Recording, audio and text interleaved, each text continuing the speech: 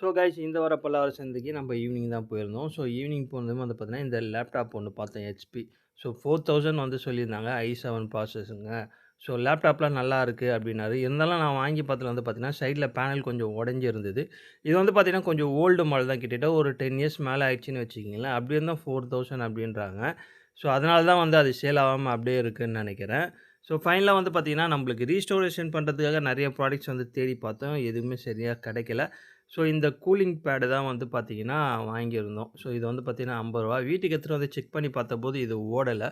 சரி ஓகே உள்ள வந்து கழட்டி என்ன ப்ராப்ளம் இருக்குன்னு சொல்லி பார்க்கலான்னு பார்த்தா, அவ்ளோ டஸ்ட்டு கைஸ் அத. ஸோ ஃபைனலா வந்து பார்த்தீங்கன்னா, அத கிளீன் பண்ணிட்டு, அந்த ஃபேனையும் வந்து பார்த்தீங்கன்னா கழட்டி கிளீன் பண்ணலாம். அதுக்கடுத்து வந்து பார்த்தீங்கன்னா, இந்த பேனலையும் வந்து பார்த்தீங்கன்னா, சுத்தமா வந்து சோப் ஆயில் போட்டு வாஷ் பண்ணிடலாம் அப்படின்ற காரணத்துக்காக, ஃபேன வந்து ரிமூவ் பண்ணேன். ஸோ 2 ஸ்க்ரூ வந்து குடுத்து லாக் பண்ணியிருந்தாங்க அந்த ஃபேன.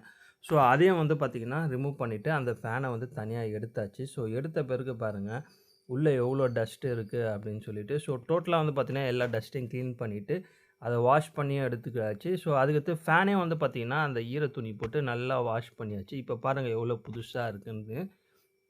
ஸோ அதுக்கடுத்து வந்து பார்த்தீங்கன்னா, அந்த ஃபேன் வந்து திருப்பியும் ஓடுதா இல்லையான்னு செக் பண்ணலாம் அப்படின்னும்போது பார்த்தீங்கன்னா, ஒரு லைட்டா லூஸ் கனெக்ஷன் இருந்ததுன்னு நெனைக்கிறேன்.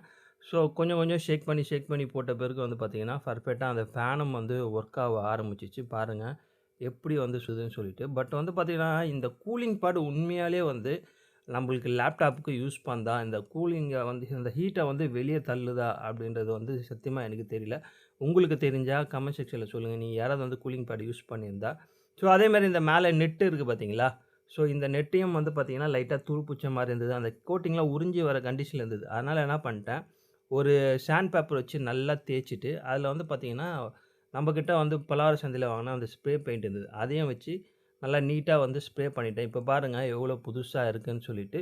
ஸோ இத வந்து பார்த்தீங்கன்னா, அப்படியே இருந்தபடியே நம்ப வந்து அத ஃபிட் பண்ணிடலாம். ஸோ இது ஃபிட் பண்ண பிறகு இதோட அவுட்லுக் வந்து இந்த மாரி தான் இருந்தது கைஸ். ஸோ இதுக்கு அடுத்தது வந்து பார்த்தீங்கன்னா, இத வந்து ஒர்க் ஆகுதா? திருப்பியும் அந்த ஃபிட்டிங்லாம் கரெக்ட்டா இருக்கா? அப்படின்னு சொல்லிட்டு நம்ம கரண்ட்ல செக் பண்ணோம். ஸோ பக்காவா வந்து சுத்துச்சு.